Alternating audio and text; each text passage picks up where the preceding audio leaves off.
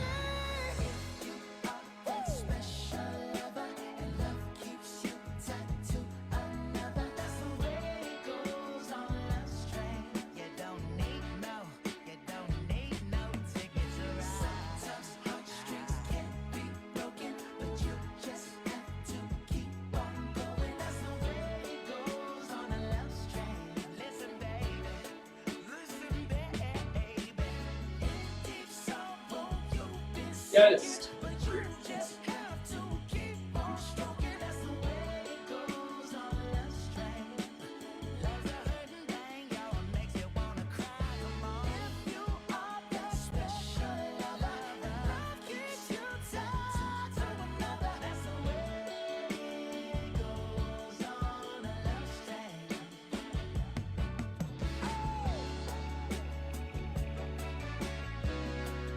Hi, Kevin. Hi, how are you? I'm good. How are you? I'm really glad. I'm glad to be here, and I can only stay for a while, but I really wanted to catch this. I'm so honored. Uh, me too. I haven't seen you for like 2 decades. I know. She's at mine. Oh my God. I've changed some. That's in the era. I'm in the era. That's so sweet. So that's your undergrad art teacher, Marisa? So undergrad art teacher who saved so many of us from like dropping out of art school at UC Berkeley. So Cool. Kevin was like the gateway drug to everything that was non-painting and non-traditional. And then like Nato Thompson and Trevor Paglin, Kevin also converted. That's Among Wow. many others. That's an amazing class of students. Cool. Nice to meet you. Nice to meet you. Yeah, it was a remarkable group of people and tremendous work. So thrilled to see everything going on, including Marisa, who is, I remember seeing a project she brought to me called Rat Tat Tat. It was basically a kind of outsider, instigation on some freeway bridges, I think. Yeah. Also mosaics made out of masking tape. Anyway, Oh my gosh. We should change the topic tonight to things I learned or didn't learn in art school. Yeah. I didn't really teach them anything. I was just a conduit. They're the ones.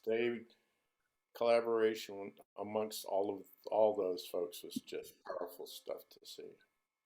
I love your glasses. Agreed. As Dante said, this is the modern version of Love Train tonight. So everyone should just feel free to use the chat to just drop compliments to everybody. confetti. Confetti of Hi, love. Tonika. I know, there's like art legends in the house. Tanika's here. I'm just stuffing my mouth. I don't want you to hear me smacking on my food.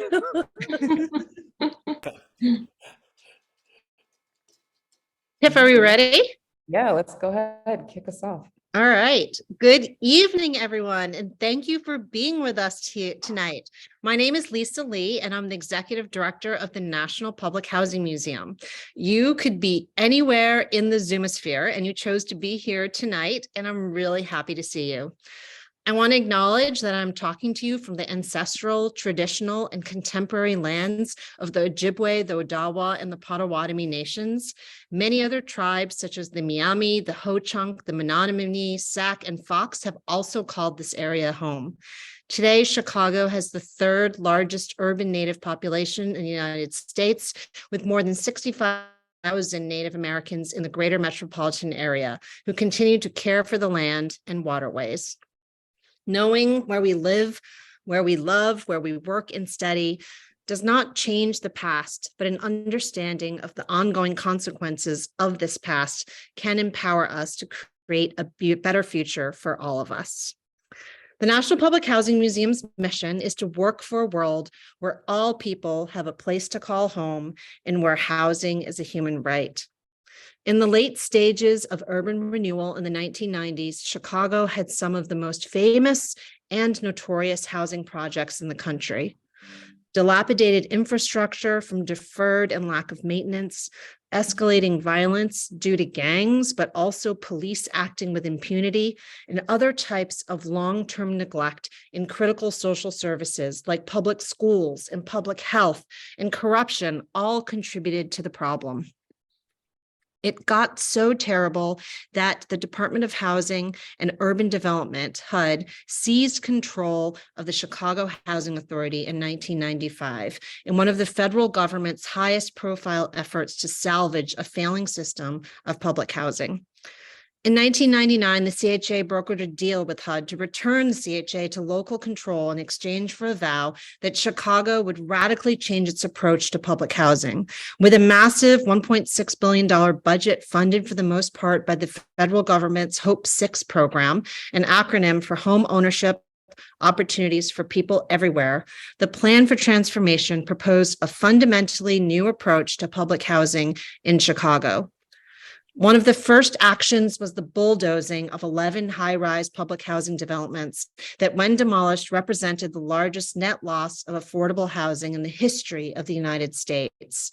Say their names: Robert Taylor Homes, Cabrini Green, Stateway Gardens, Ida B. Wells Homes, Jane Addams Homes, Harold Ickes Homes, Grace Abbott Homes, Henry Horner Homes, Randolph Towers, Loomis Courts. And while the plan for transformation sought to deliberately disrupt entrenched patterns of segregation and concentrated poverty, it also launched an ambitious experiment of social engineering called mixed income housing that integrated public housing residents into the larger social, economic, and physical fabric of Chicago. It is not evident why or how the idea of people living in poverty, living next door to people with money, became the solution to actually alleviating and addressing the root causes of poverty. But it is unambiguous that Chicago was not alone. All across the country, plans like these, and currently too, are initiated with federal incentives aimed to transform public housing for poor families into mixed income communities. By creating mixed income family units and developments that included but were not dominated by public housing, and creating a voucher system for apartments under long-term rent subsidy contracts and privately owned developments, Chicago intentionally shifted much responsibility for housing to the private sector. Private developers now own and manage a substantial proportion of CHA's portfolio, and private landlords also benefit from the voucher-based programs. Historian Larry Vail has emphasized that the history of public housing is as much about housing as it is about our relationship to the idea of the public and our shifting commitment to the public sphere as a place where we can all make claims and thrive. The democratic commitment to housing as a basic necessity understood as a public good that is part of a commonwealth versus the understanding of housing as a commodity in a market economy in the private sector. We are not sure that these two things can live alongside each other. The reverberations and ramifications of the plan are something that Chicago will urgently need to address and of lasting importance for all cities across this country, where thousands of public housing units have been demolished. In 2000, the museum was founded in the wake of and as a response to these events that I just described. Public housing residents, even in the midst of protesting to save their homes, wanted to harness the power of place and memory in order to challenge mainstream narratives about the perceived failures of public housing. There was a deep, visceral understanding that there was one prevailing narrative built on our country's racialized history, one mainstream story about public housing that undergirded the dismantling of this public good. And in a single story, there is no way to know the stories of community resilience and collective joy. In a single story, we never understand the policies or the systemic social issues that contributed to racialized poverty, crumbling buildings, and the lack of public safety. Nor do we know the stories of resistance, organizing, or the many ingenious resident leaders who fought for their homes. As Chimamanda Ngozi Adichie has warned us, there is a danger when we reduce complex human beings and situations to a single narrative. Residents understood that changing the mainstream narrative about public housing history is vital cultural work that must be done and critically important to the present and the future of housing as a human right, and that a museum might just be what was needed. And as Adichie says, when we reject the single story, when we realize that there is never a single story about any place or person, we regain a kind of paradise. Today is our first public get to know you of our 2022 National Public Housing Museum Artists as Instigator, Marisa Morán Jahn. The Artists as Instigator series provides support for artists, activists, and cultural workers to incubate ideas and produce new work in collaboration with the museum and our diverse community stakeholders. The artists' work, in turn, unleashes our collective radical imaginations about what is possible, not just what we're against, but also what we are for and what we think and we believe that we all deserve as a people. Previous artists as instigators have included William Estrada, Jen de los Reyes, and Tonika Lewis Johnson, who continue to collaborate with National Public Housing Museum and our partners in making creative public policy interventions that lead to more equitable communities. We're so grateful for all of you tonight to join us for this event, and welcome to Marisa. And I'm going to hand it over now to Tiff Beatty, who is the Director of Arts, Culture, and Public Policy. Thanks so much, Lisa, for that introduction. Thanks everyone for being here. I'm just like flipping through the pages, trying to make sure that I don't miss people, but appreciate you all for being here. And yeah, I'm just really excited. This work has really been in process in a lot of ways behind the scenes. This is our first public event celebrating Marisa. So thanks for joining us to celebrate and also learn.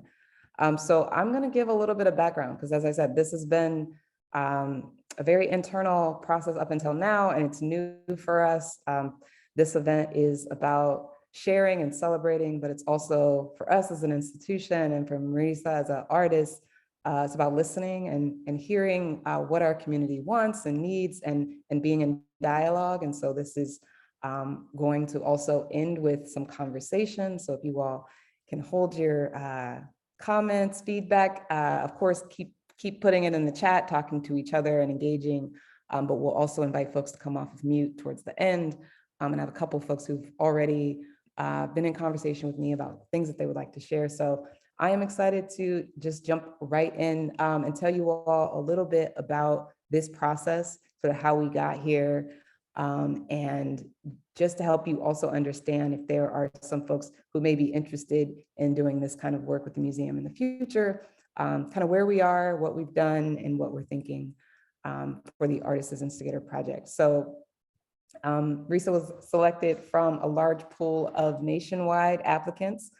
This is the first time that we've opened up this opportunity as an institution to folks to let us know that they're interested in working with us. In the past, we have reached out to artists in Chicago, as Lisa named, those Chicago-based artists who we love, whose work finds at the museum. And as we are starting to prepare to open our permanent site, as we're becoming more grounded and rooted in Chicago, we're also expanding and opening up to have a presence and an impact in as many places around the country where public housing residents and communities and folks are fighting for housing as a human right.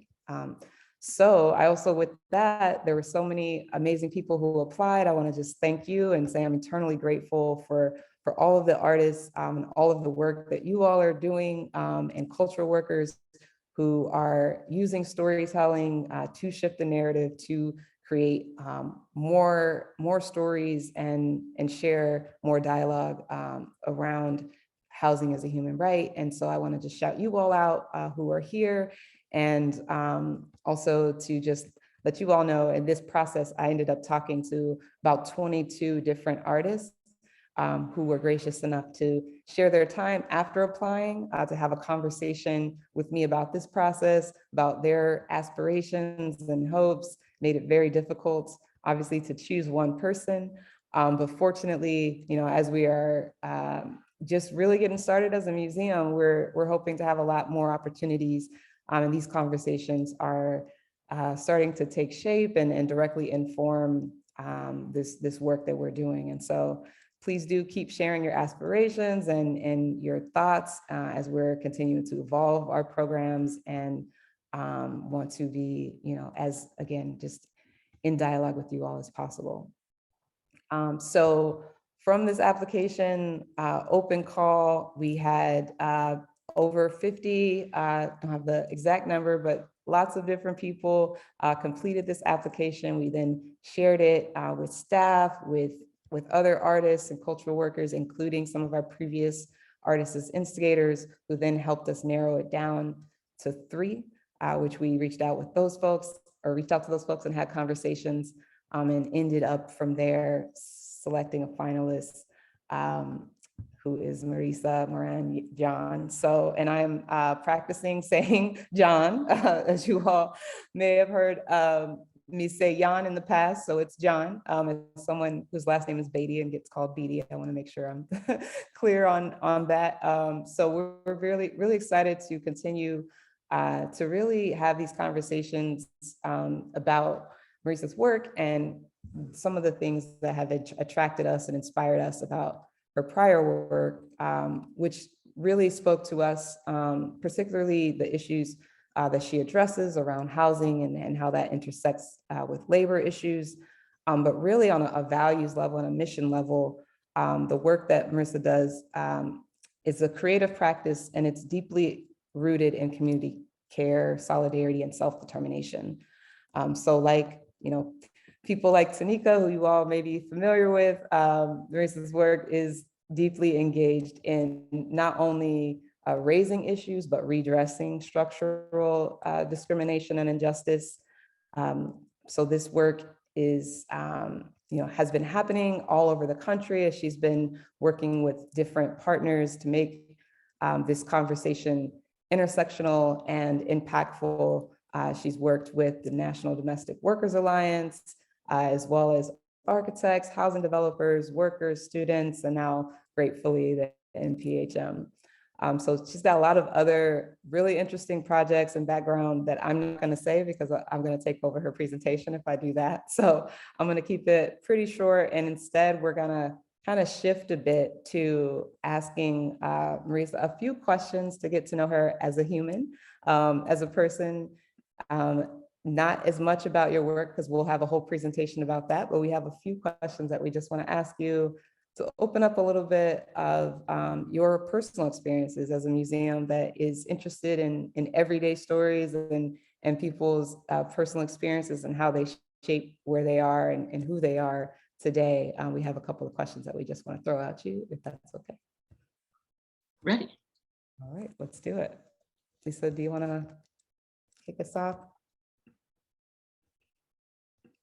Oops, sorry, sure. So We are going to ask you questions from our Civic Love Toolkit, 36 questions that we developed for strangers to get to know one another. And people can go to our website and download this toolkit and use it, you know, with strangers and friends and family.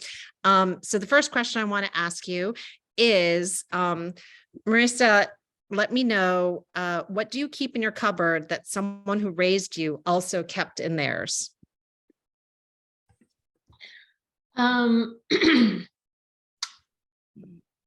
That's a really good question.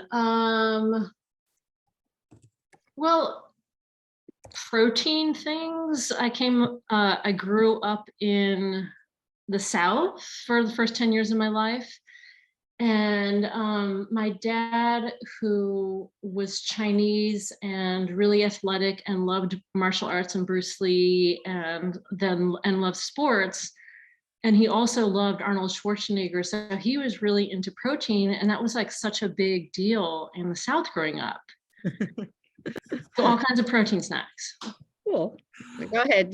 Now, Tiff, you ask. Yeah, no, I'm gonna switch up the next one just because I feel like it's a great compliment to that one. Which on the other side, can you keep a plant alive? You already alluded to your own brown thumb earlier. I really outsourced that to my husband and my child. I generally like the idea of it. I'm better at foraging than cultivating. Got it. Marisa, tell us, what's a favorite gift that you've received? That is a really good question. I think I'm gonna have to come back to that. Oh, I know what it is. Well, I'm going to share in the presentation this example of the Careforce one, but the Caring Across Generations, the National Domestic Workers Alliance, gave me this gift, which is the name of what became a superhero vehicle called the Careforce One. And the Careforce became the title for this body of work that I'm going to share. And I felt like that was such a communicating a sense of trust or excitement in what I would do as an artist or a creative maker. That was a good gift. Okay, we might have, maybe this will be the last one. Yeah. So what is one thing that makes wherever you've lived your home?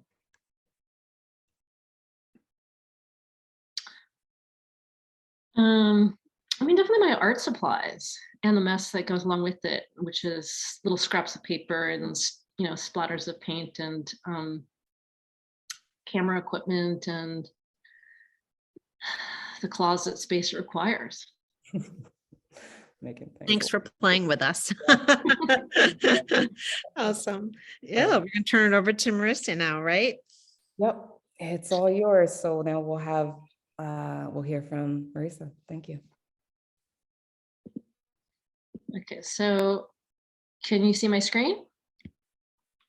Okay, so I thought I would introduce the work that I do more broadly first. I'm going to throw out, I think there's 4 words, and I'm going to try these on for size. So, well, on the heels of Civic Love, we have Civic Memory. This was a installation that in September I created with some of my collaborators, notably Rafi Segal, in Mexico City's first public park. I'm sorry, the first public park in the Americas. The sense of discovery, I think of artwork as something that brings you closer, almost like a lure, and invites you to think about complex issues in a new way. Mirror, and related to that, the question of self and other. Solidarity, which to me I define as forging alliances despite differences.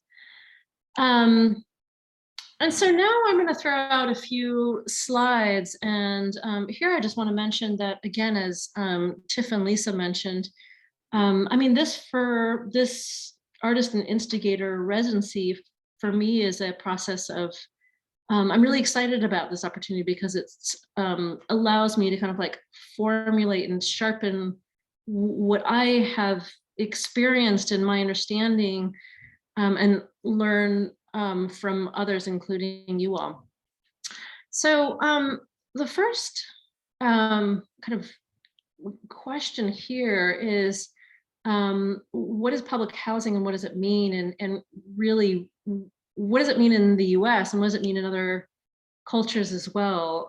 And perhaps more, to rephrase in a different way, what are forms of government subsidized housing? And you know, in this set of images, I have what many in the US have as a mental image of what public housing is. These are some of the first public housing buildings that opened.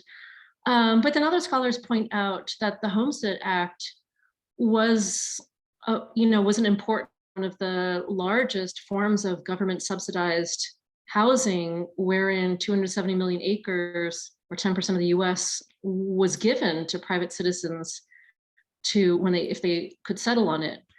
There's a host of problems that we won't go into. And then notably, the Homestead Act was passed by Abraham Lincoln the same year as Emancipation Proclamation to give Americans a fair chance. So it did have this, at least this, one of the public aspects of it was that it was about equity. There's other things at play here as well, though. So this block tower aesthetic that started to become more prominent after World War I, how does this play into, which is so for many recognizable, how does this play into self-perception of some of the residents? For years, I directed a journalism organization, and we, our goal was to involve and provide civic media skills and journalism skills to low-wage workers, immigrants, youth, and women. And the teens and middle schoolers that we taught in Red Hook, they were aware that they lived in public housing. But this summer, when I was teaching a journalism class to teens, most of whom were from Somalia, in New Holly, they were unaware, the whole group of about that they lived in public housing. And New Holly was such an interesting model. It was slammed by Republicans when it was built as being one of the most expensive examples of public housing.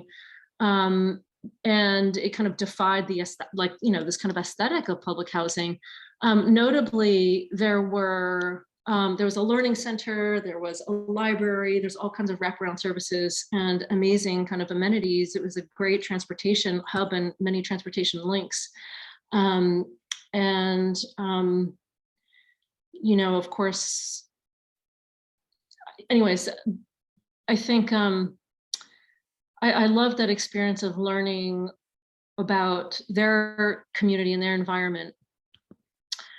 And so Lisa mentioned some of the, alluded to the fact that 80% of the public housing and the kind of standalone buildings were built before the Reagan administration slashed it. And then there was this shift to incentivizing the private sector to build public housing. And so another kind of gesture we see in this, well, here, for example, sorry, jumping around, but in this case of government subsidies, another kind of complexity is that, the extensive amount that the government provides to middle-class homeowners starting in 1949, which were started in discriminatory, and Lisa was also mentioning and referring to some of the scholarship in which, the history of public housing in the US is really closely tied to a history of housing and segregation. So, when we're comparing the subsidies to homeowners and first-time residential homeowners, that's 76 billion to 51 billion in housing assistance to lower income families. So kind of, again, another complexity in how we understand public housing and how it's demonized. On my recent trip to Mexico, I was meeting with some of the individuals who work with Infonavit, which is an institution created by the Mexican government. And they do have federally supported public housing, but the majority of it is of public support is in the form of loans that comes out of the funding for that comes out of every taxpayer's paycheck. And there, to me, it was interesting that there's this framework of, they were really interested in Infonavit in how to empower homeowners and autoconstrucción, which is a kind of understanding that it's everyday homeowners who build their own houses, and they get, the construction worker and the bricklayer who live in their community to build these houses. And it connotes something a little more populist, whereas the American version of building your own home and home improvement connotes something more middle class, and perhaps because of the high regulation in the building industry. And then I think this is my penultimate example. Here, so again, with how it is that we might, or how it is that the government supports and can support or could support housing, I'm sharing this example by Rafi Segal, who's one of my collaborators, who led a design team with students, masons, local brick manufacturers and villagers in Rwanda to build this low-cost prototype house. And the bricks were made in a different way that was more energy efficient. So with the move to this community, there's a lot of people moving into this community as a way of both providing housing, but also providing economic support.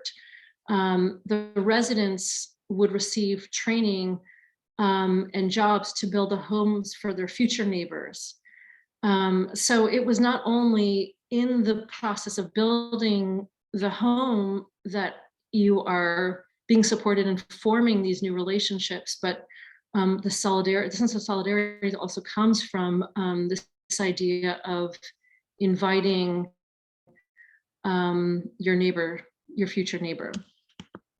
And this image here, in which the family in the back of the home, I should also point out that here it's not only living space, but there was a flexibility in how people could build out their home, and they could also vend stuff from their porches. In the back of the home, there's people collecting water and doing household work. And the image reminds me of, the root of the word economy comes from the Greek word oikos, or home. And this is an installation I did in the Sugar Hill Museum of Art and Storytelling, which is a public housing complex and museum in Harlem, and which really embraces art, play, and joy, perhaps as in the same way that NPHM appreciates the importance of the arts and that. So now I'm going to shift to this body of work and a project that it grew into. And here I want to, before I go into it, I'll pause and say that, in my work over the past 15 years, I have the groups that I work with, so street vendors, domestic workers, car washers, migrant workers, the question of housing, of course, is one of the lens that comes up again and again in the form of well, it's just like a lens to kind of like refract a lot of the other issues about economic precarity. And this body of work, for me, starts with, on a very personal level, from my own family. That was my son and my grandmother. And my son, you know, when my son was born at the time when my grandmother was at the twilight of her years, and I was relying on caregivers on both ends. I'm the sandwich generation, squeezed between the needs of the young and old. Throughout that time, I was invited and collaborating with members of the National Domestic Workers Alliance, which is an alliance of 10,000 nannies, housekeepers, and caregivers in the US, to create different Know Your Right tools and ways to shift how we understand and value care. So among some of the things you just saw on screen, for example, an audio novella app, different works that would are either worker-facing policy toolkits, and also resources to reach domestic employers. We had these two mobile studios, the Nanny Van and the Careforce One, which, as my mobile studios, could unpack in public spaces, worker centers, you know, transit stops in place where domestic workers go, as well as domestic employers. You know, my relationship, now it's been 12 years since I've been working with National Domestic Workers Alliance, has been to work on what advocates call the first rung of a ladder of engagement, where it's to invite people who perhaps have not seen themselves as a domestic worker or as a domestic employer to identify in those roles. And then from there, become advocates of this movement for domestic workers' rights, which is also equally very much about quality and consistent care for those who need it. You know, this body of work unfolded over the course of 12 years. You know, now, since we started, there's basic legislation to support that provides domestic workers' rights in 10 states and 2 cities. You know, after year 12, I thought that this body of work was over, but then I kept on thinking about this conversation that I had one time with Narabada Chetri, who's on the right, who is from Nepal, and she came over as a lawyer, and due to problems with her visa, she was not able to practice law. She works as an advocate and organizer in Queens, New York. And she, you know, when I was recording her singing, and all of a sudden she started breaking into tears. And when I asked her what she was thinking about, she said that she was, you know, the song made her think about her sisters back home and the struggle that they, in housing precarity, that they struggled coming to the US. And, you know, the story of housing precarity is something that I'd heard from domestic workers throughout this whole journey, but also something that I, you know, have also heard equally as much from older and disabled adults who face increasing housing precarity as they age. You know, it's also this question about housing was also coinciding with my own struggles with caring for my son. And I just kept on thinking about when I was raising my son, I was always like imagining different architectural plans that would make, that would reduce the isolation that I felt as a mother.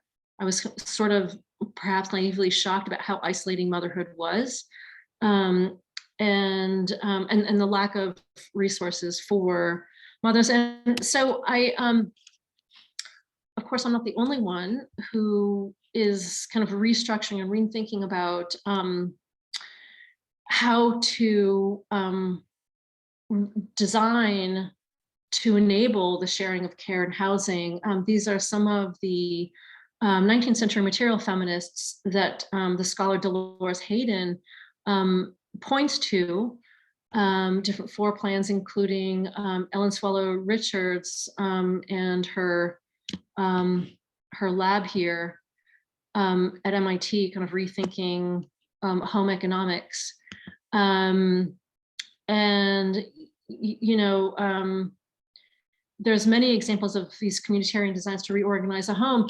What Dolores Hayden notably points out is that one of the failures of these 19th century material feminists was that they were white middle-class women who had organized white middle-class women, but they had failed to forge alliances with domestic workers and the women who were doing the labor. There was this failure, but really the decisive blow, she points out, took place during the Red Scare, when it was not only policymakers who demonized this movement as communist and as a threat to the nation. And really it was the oil industry and the housing and construction industry who benefited from building highways and single family nuclear homes, who were lobbying US policymakers. And then with that, the dispersion of women from their urban core meant that they weren't able to organize. So that was the blow to this, this almost century-long movement. So shifting, back to the present day, we know that 90% of Americans cannot afford a form of long-term senior care. We know, especially in the pandemic, about the housing isolation that both older and disabled adults experience, but that is also among the top 3 complaints, isolation in the workforce, that domestic workers and caregivers complain about. And so I turned, I had this question about how to transform. I wanted to envision what it would be like to have care centered as a value architecturally and on an urban level. And in the way that we have sexy architecture for museums and for medical institutions or cultural institutions, I wanted this for care. So this idea of designing against what is often the prevailing model of out of sight, out of mind, where you tuck your older people out in the US, you tuck them out of the way. So what does that mean to rethink that? And so I turned to my collaborator, Rafi Segal, and we started imagining and designing and doing these co-design sessions. And we met up with Ernst Valerie, who, as a Haitian American immigrant, whose mother was a domestic worker, very clearly understood the challenges of and the importance of centering care work. So throughout this whole process, we've been doing a number of co-design sessions with neighbors in, I should also go back and note that Ernst is based in Baltimore, and this is where he invited us to build the project called Carehaus, who I'll share with you in a second, and which came out of a number of co-design sessions, and people from the medical spectrum, locals in Baltimore, caregivers, et cetera, and advocates and policymakers. So Carehaus, we say, is the US's first care-based co-housing project. And our mission is to provide quality care in homes for older and disabled adults, quality jobs in homes for caregivers. And here I'll pause and note that in a kind of in looking at the field in which the majority of senior care, the spectrum of senior care, the quote care consumer and that language is really foregrounded, and so it's both sounds transactional, but the labor is never foregrounded and centered, and that was something that was essential for us to reverse. because given the scarcity, statistically, there's not enough caregivers to go around provide right now care for those who need it, and we reach a crisis at 2030 and then again at 2050. Which makes this idea of the 90% of Americans who want to, age in their own homes, it makes it statistically impossible unless we consolidate and share care. The way that Carehaus works is, again, the caregiver is providing care and receiving salary and equity and housing for themselves and their family members. And older and disabled adults are paying into or receiving subsidies to live in Carehaus, and they're receiving care and housing. In Baltimore, which is our first pilot, we have space for 17 older and disabled adults and 4 caregivers and their children. And in terms of the footprint, there's more shared space than is typical in independent living, for example. And we're really designing it so that there are these touch points for intergenerational programming or activities. I'm particularly interested in what it means to design for low vision, which we've seen. There are some examples, but it's still a kind of uncharted terrain. And my grandmother had early onset of glaucoma, and I have early onset of glaucoma. And I have really bad vision right now. So, for example, if I get out of bed without my glasses and don't have my contacts in, it's actually really hard for me to see. So it's something that I'm, have a lot of stake in this.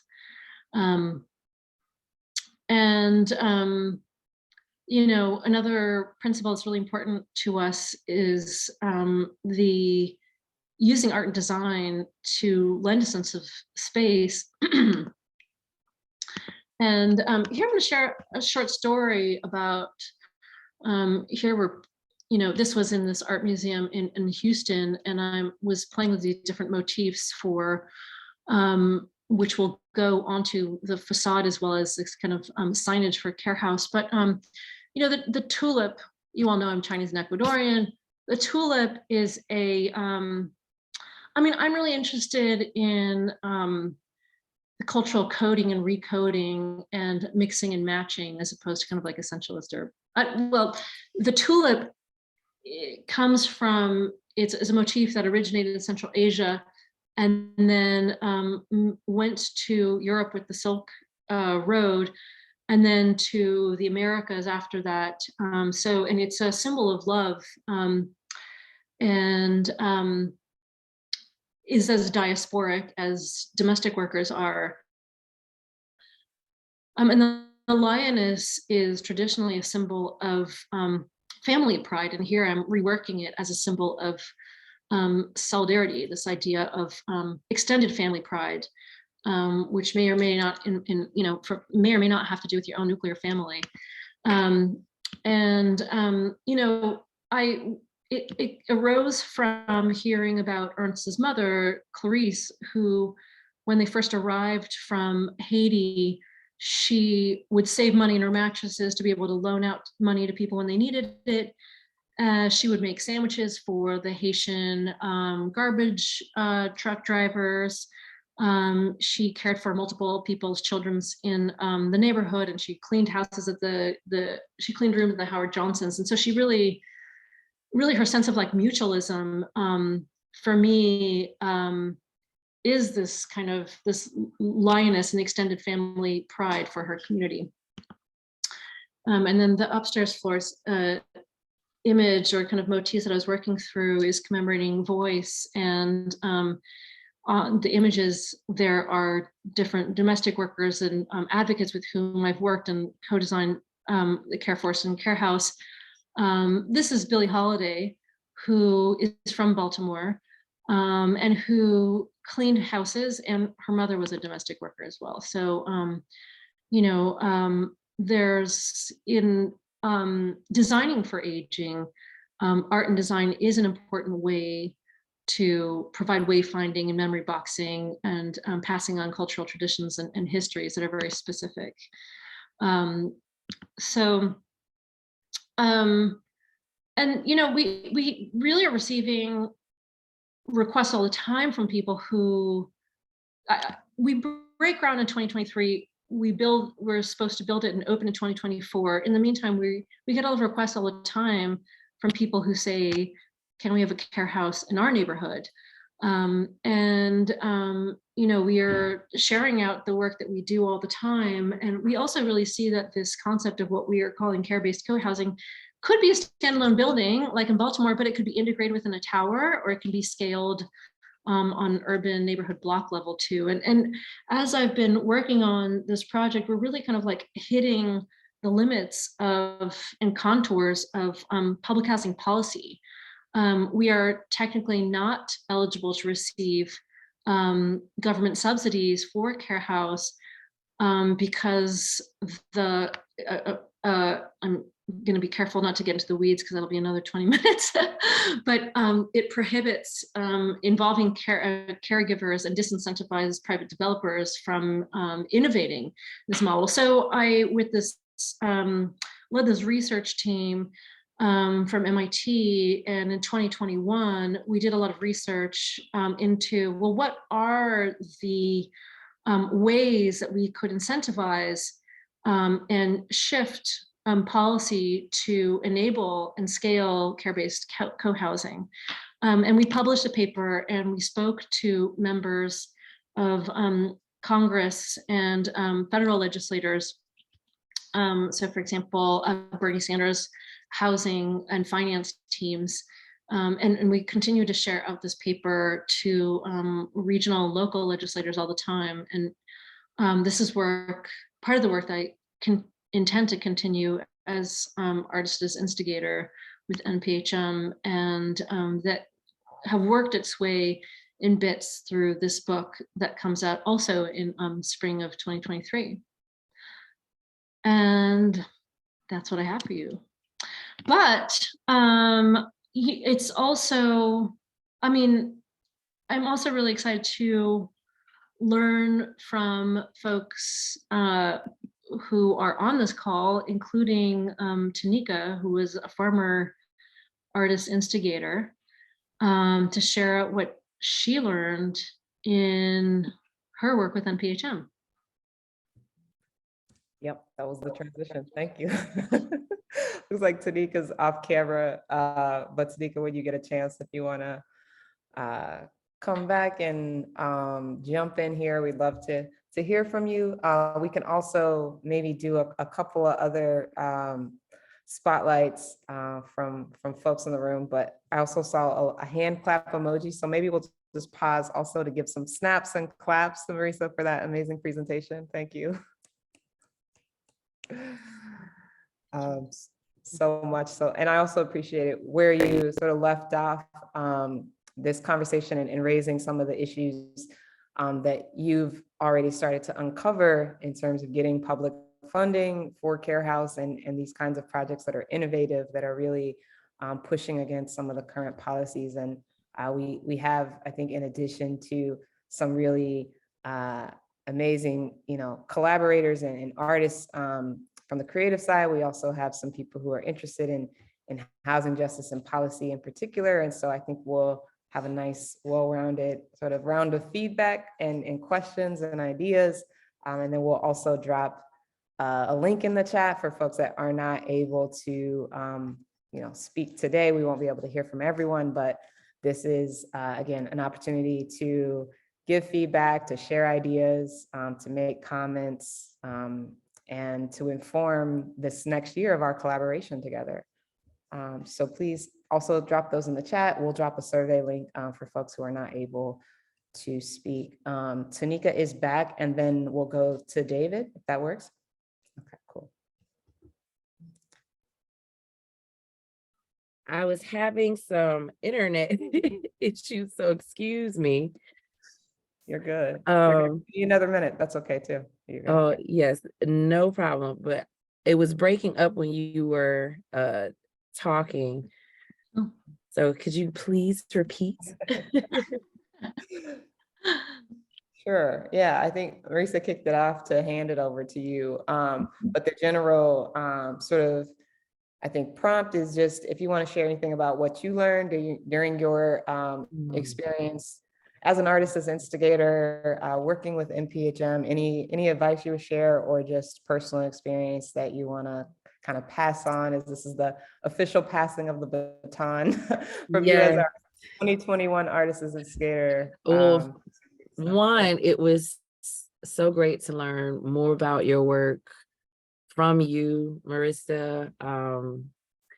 Seeing it on paper with the examples is very different from hearing it directly from you. And I mean, honestly, really what I can say is, you know, you're in great hands and your artistry and expertise is in a place where it will be honored and respected. And the National Public Housing Museum, of course, Lisa and Tiff specifically contribute beautifully to the pivots, expansion of your work. They supported me in the many different ways in which I developed ongoing curiosities around my project.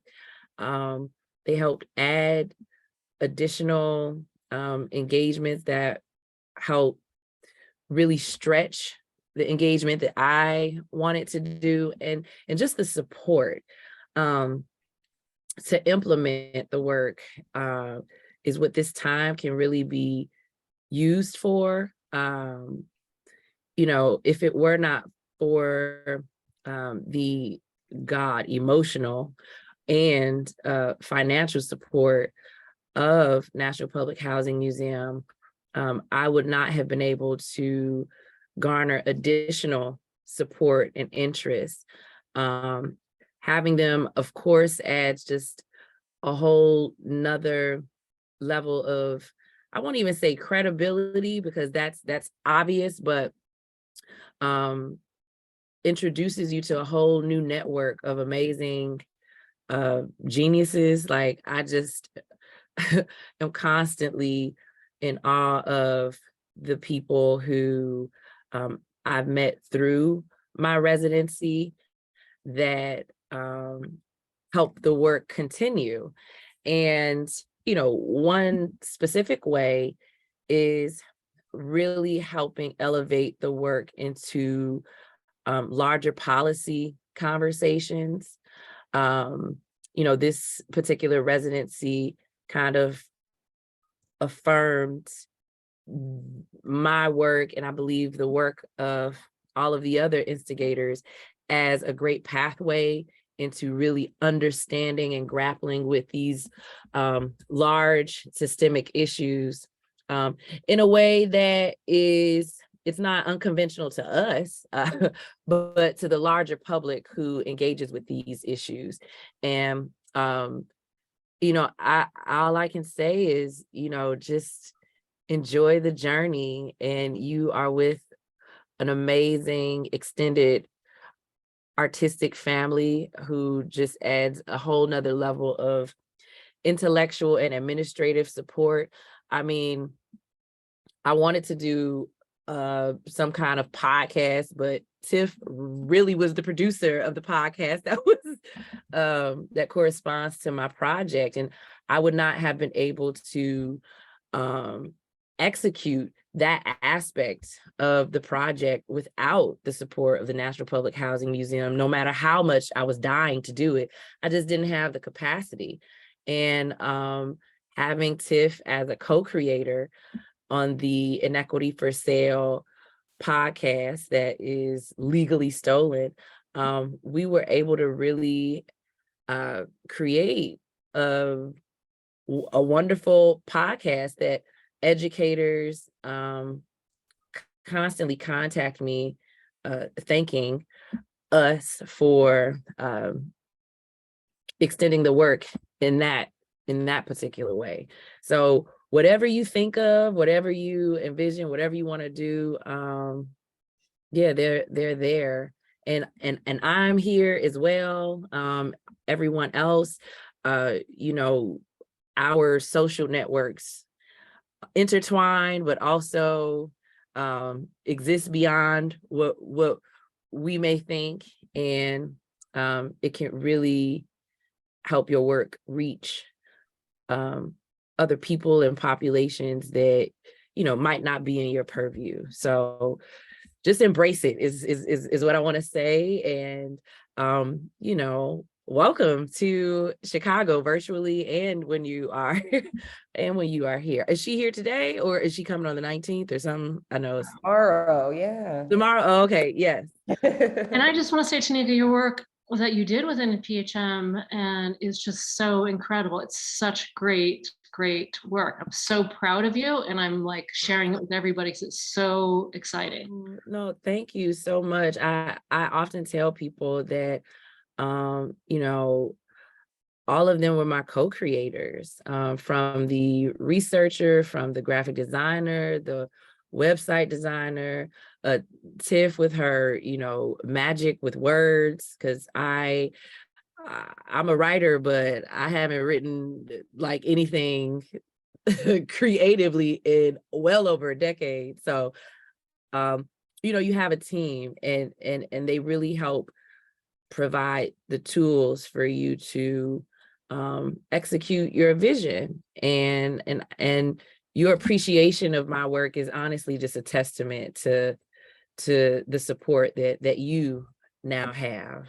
And I'm just excited to see your journey and be a part of it any way that I can assist.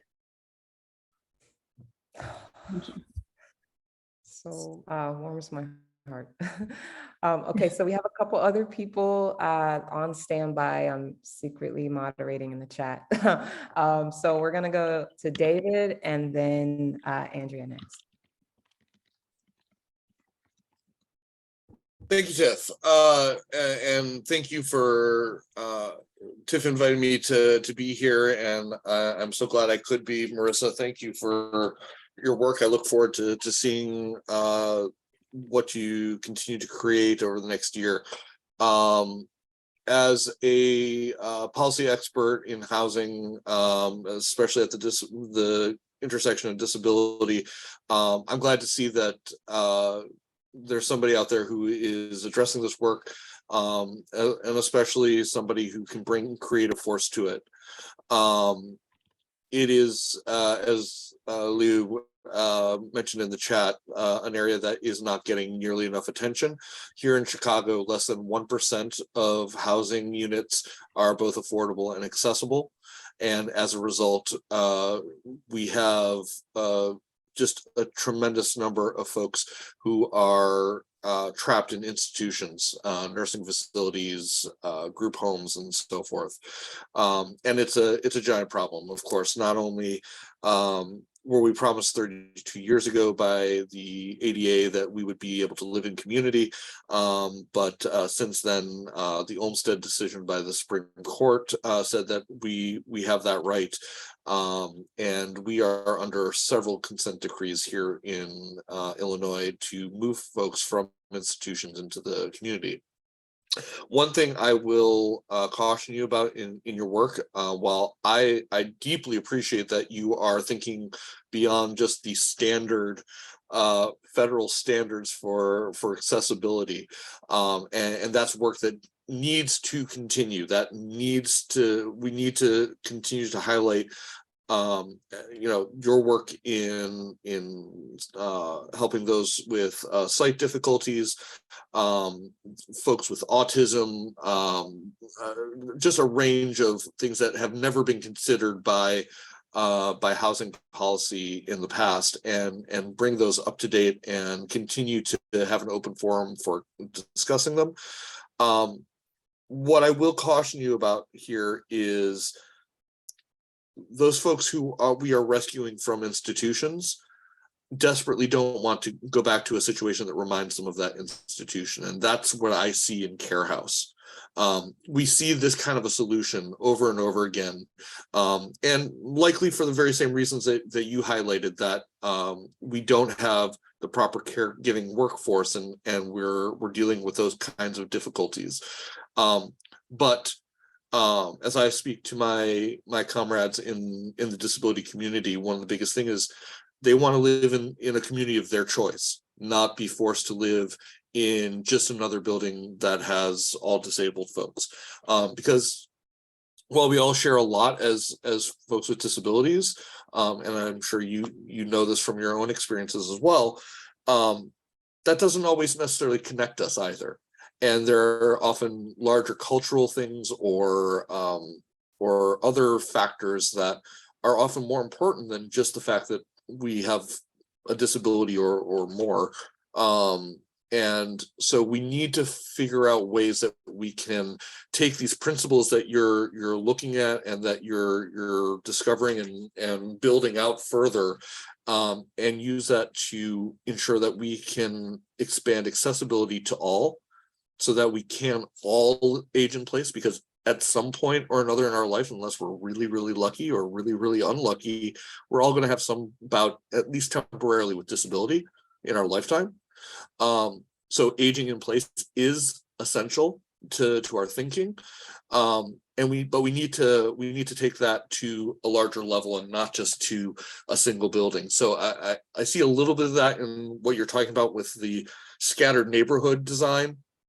And I think that that's starting to go in the right direction, but how do we expand that further? And I think that's an important discussion that we need to be having in the housing justice community at large. And I hope to see your work develop in that direction and see what comes of it. And I'll be looking forward to seeing what you come up with. Yeah, I think it's a really great point. And yeah, you know, when we say older and disabled adults, and when we are using that term, we're referring to, so there are different groups from the disability community who have said, you know, from low vision to you know, Alzheimer's and so forth, who are interested in Carehaus. You know, when we use the term older disabled adults and kind of like conjointedly, we're also meaning to suggest that, you know, everyone in their life will likely experience some form of disability. And so the ideal situation for Carehaus is that people can age in place and they can move in when they're still, you know, at an independent living, kind of active older adult, and then start to form these relationships within, you know, Carehaus, but also with our partner institutions. So, for example, in Baltimore, down the street is a place called OpenWorks, which is the nation's largest maker center, where they have a really thriving older adult community, which is really exciting. And then, you know, so yeah, it's very much, you know, with this idea of social integration as opposed to social isolation in mind. And yeah, I agree with all the things that you are pointing out. Thank you. So next we're going to go to Andrea Yarbrough, who also has worked with the museum in the past, and also thinks a lot about these issues about care and solidarity. So I invite Andrea to share a little bit about her work with us as a museum, as well as anything else you want to share with Marisa at this time. Yeah, thanks, Steph. Hi, all.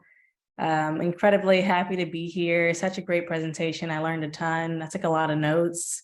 I actually have some questions. I told Tiff that, but I'm going to start by just sharing a little bit about myself. Andrea Yarbrough, as she mentioned, I curate a space called In Care of Black Women, primarily focused around teaching Black women how to make objects that are functional for spaces, garden spaces.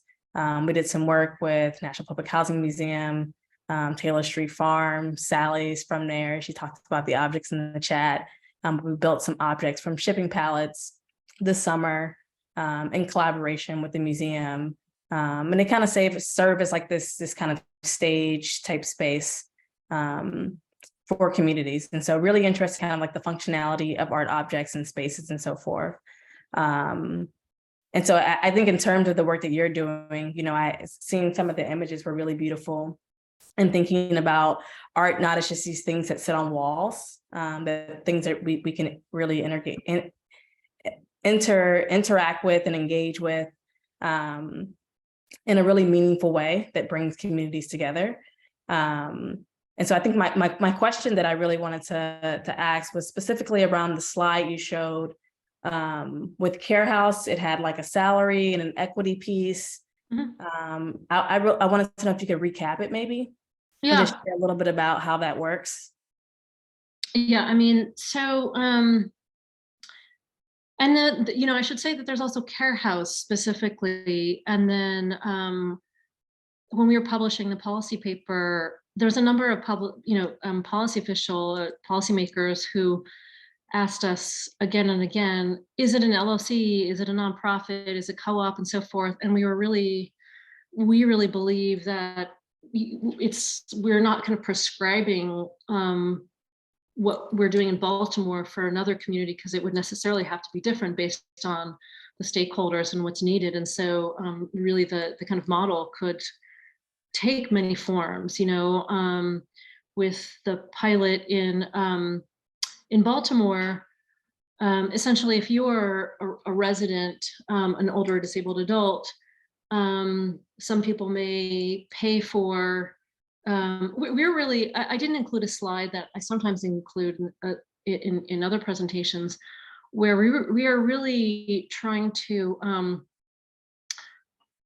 make it so that residents are paying less than they would in independent living.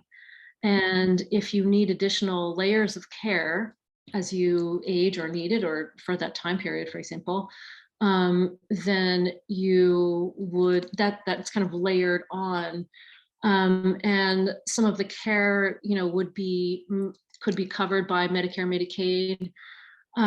So some people may have housing vouchers. Some people may not need government subsidy support. Again, we don't have what is called LIHTC, low income housing tax funding from the government, because we don't qualify for that.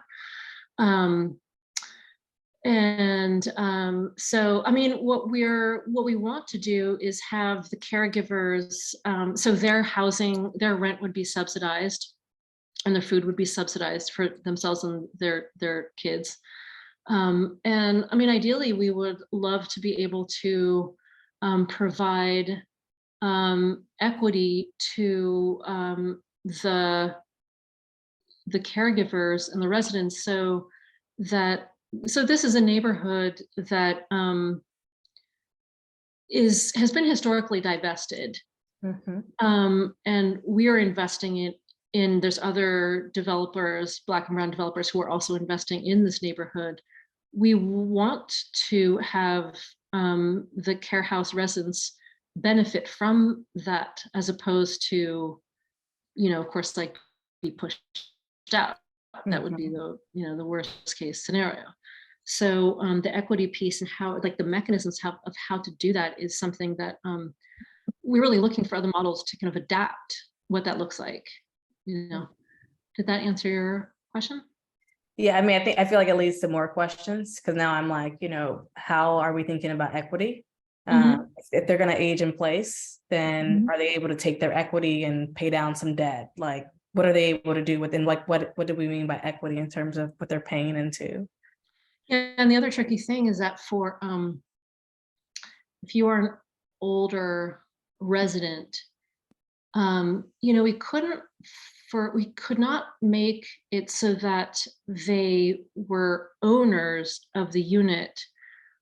And the reason being because, let's say that someone needed to move to a low-income older adult needed to move to a more acute level of care, then the way that Medicare and Medicaid works is that you have to liquidate your assets down to $2,500 worth in order to go to receive that government form of care. which would then not keep that unit in releases kind of control. Mhm. So there's definitely some things like some creative grafting of policies that we're trying to work with different lawyers or people innovating in like the B Corp space, or in co-ops, we're looking at different models of just really different governance structures to figure out the best way to make it so that we're,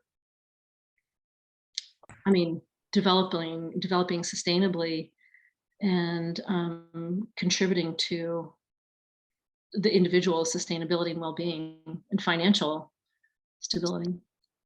Absolutely. Thank you. Okay, so I have one other person on my list, but if we talked about you saying anything or asking a question, and I have not come to you, just go ahead and send me a private chat. And other folks, if you want to also just continue to put your comments in the chat, and if we have time, we'll get to as many people as we can. And we'll also be dropping a survey away for people. I think we've dropped it once. We'll drop it again for people to give feedback, ask questions and comments. Again, this is just the beginning, so this will be an ongoing conversation. But next I want to go to Natasha, who is someone else that I met during this Artist as Instigator process. Natasha is also a filmmaker and does a lot of different work using visual tools to tell stories about displacement, and is currently working and filming in New York, documenting the resistance against the privatization of public housing, working with groups like Save Section 9. And Save Section 9 is another group that the museum has also been in relationship with, and folks like Ramona, who's just featured in a podcast episode that we just dropped earlier this week. So check that out. It's on our website.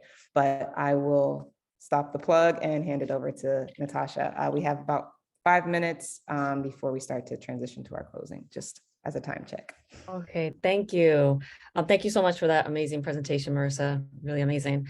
So yes, I've been speaking to a lot of public housing residents throughout the country, but more recently been really focused in New York, and a lot of them are going through these renovations, and they're problematic in many ways. But just hearing your kind of experience with developing Carehaus, I was just wondering, like, for this fellowship, do you see yourself kind of moving in the direction of kind of merging your experience with Carehaus into like a sort of redesigning of public housing?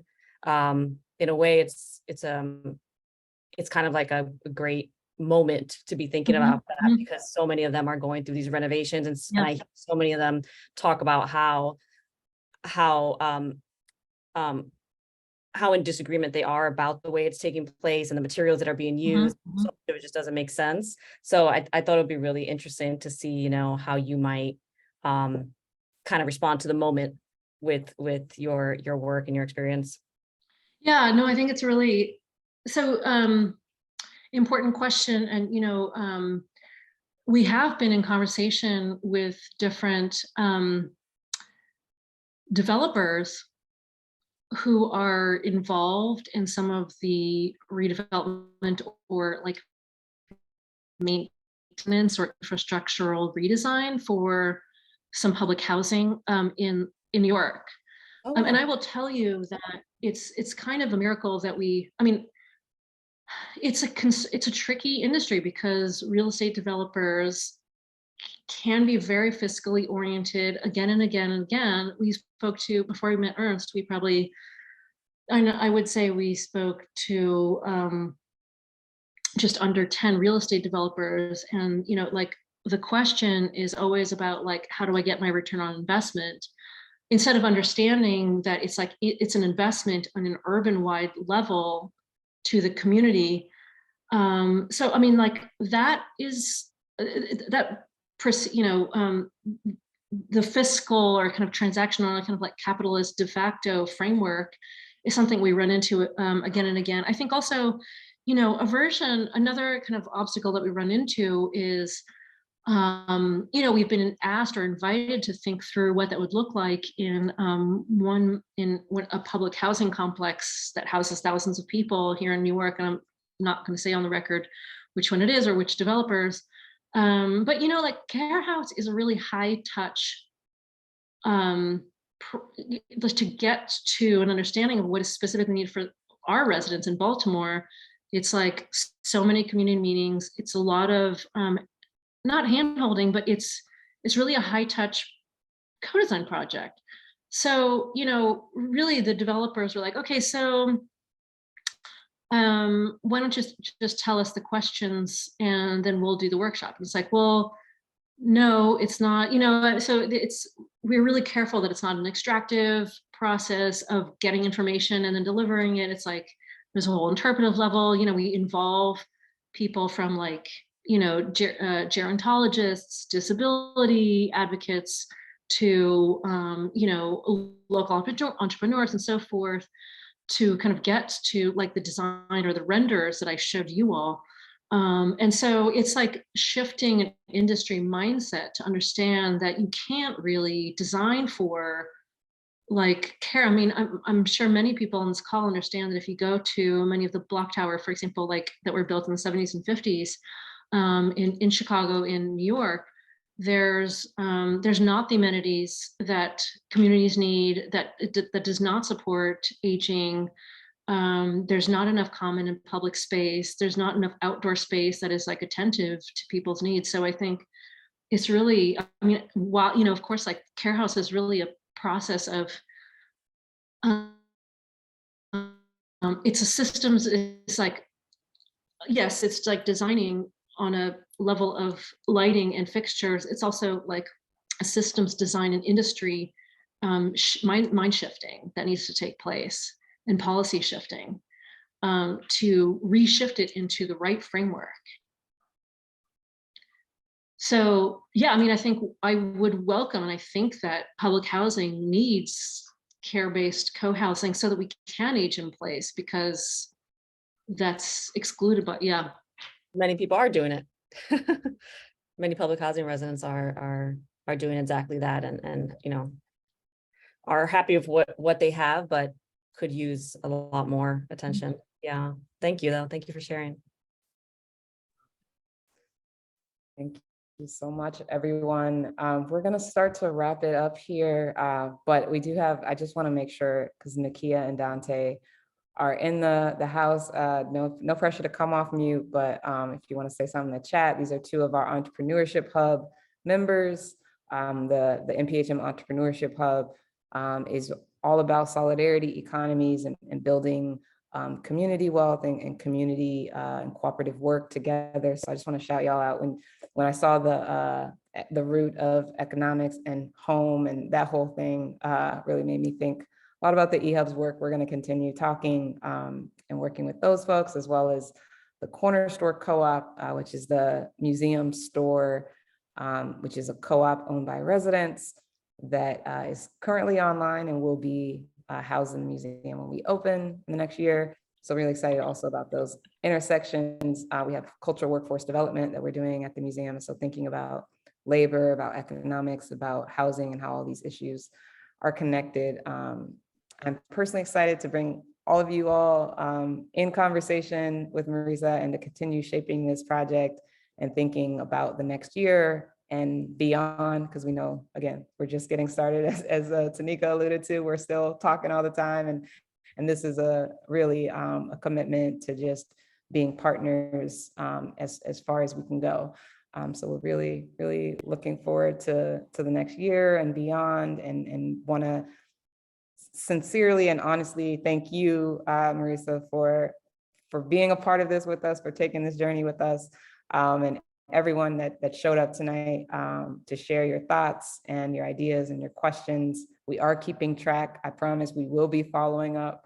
If you know me, I love to send the follow-ups. So I'll be following up and staying in touch with you all, and please do the same. And for those of you who are in Chicago, if you haven't gotten invitations from us, there's a few select activities that Marisa will be doing over the next week, couple days. I keep saying a week, but it's really only a couple days. We packed a lot in, including a presentation on Carehaus tomorrow evening with the two collaborators that she mentioned, So that'll be in downtown Chicago. I think it's at 6 o'clock.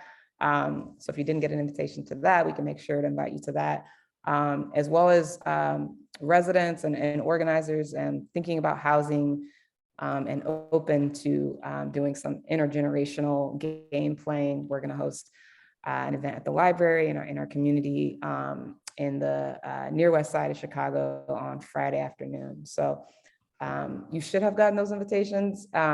Folks who those are relevant to, but just wanted to shout those out. If not, feel free to email myself or any other NPHM staff members who you may have contact for. If you don't have our contact, we're all on the website. So please be in touch. All right, that's my final housekeeping notes. If there's anything else, either you want to say, Marisa, or anyone else on NPHM staff. Oh, and thanks for dropping emails in the chat as well.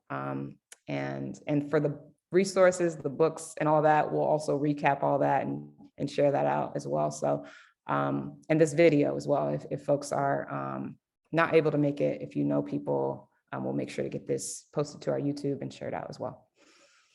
I just want to thank everyone for your comments and rich points of conversation and all of your resources that you're sharing. So I look forward to future conversations. Awesome. All right, thanks everyone. Final snaps. All right, take care everyone.